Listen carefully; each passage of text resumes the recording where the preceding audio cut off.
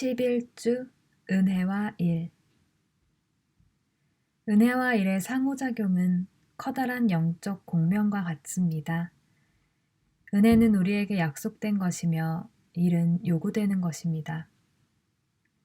우리 삶은 은혜와 일의 긴장 가운데에서만 아름다운 울림을 낼 수 있습니다.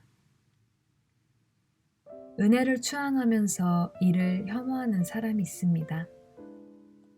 그들의 삶에는 경건한 모양만 있을 따름입니다.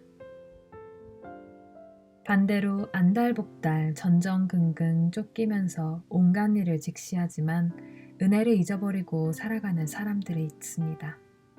그들은 행동의 함정에 빠지기 쉽습니다. 우리에게 약속된 것과 요구되는 것 사이의 건강한 긴장만이 울림 있는 삶을 가능케 합니다. 은혜와 일의 상호작용 가운데서만 믿음과 사랑이 성장합니다.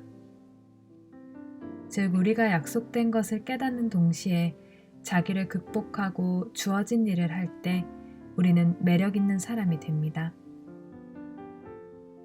우리 삶에서 의미 있는 모든 일은 은혜와 일의 조화로운 대립 속에서 진동합니다.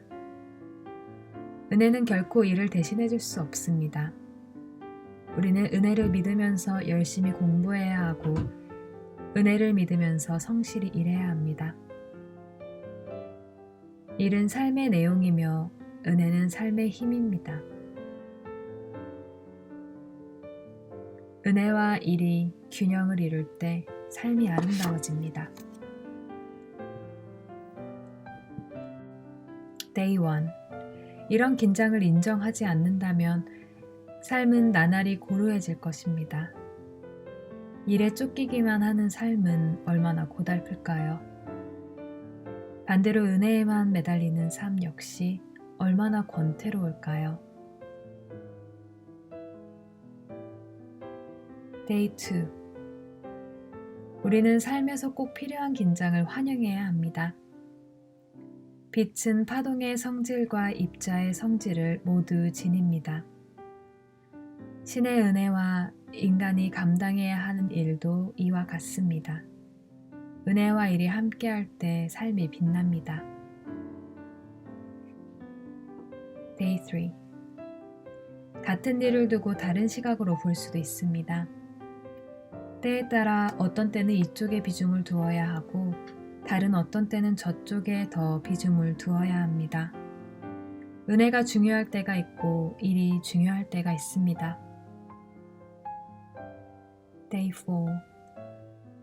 은혜를 의식하지 못하면 마음이 지칩니다. 그러면 깜깜한 터널에 빠져들 듯 그때까지 자기를 지탱해주던 오만함이 빠르게 체념과 절망으로 바뀝니다. 모든 것을 스스로 쟁취해야 한다고 믿는 사람은 얼굴에서 표시가 납니다.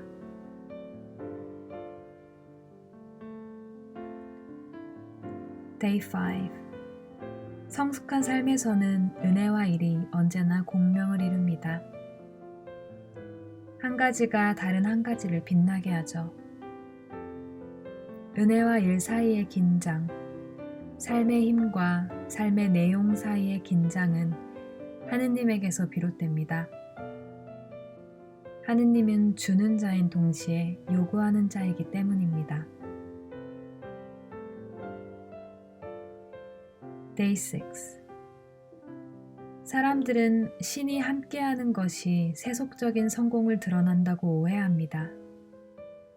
신이 함께한다면 반드시 성공해야 하고 어려움이 해결되어야 한다고 여깁니다. 그러나 수많은 신앙 선조의 삶은 세속적인 성공과 전혀 가깝지 않습니다. 하느님은 오히려 우리를 희생과 고난의 길로 이끌어갈 가능성이 높습니다. 그 길은 희생과 고난을 기꺼이 선택하는 길입니다. 어려움이 없는 삶만을 복으로 여긴다면 우리는 믿음의 난민이 될 것입니다.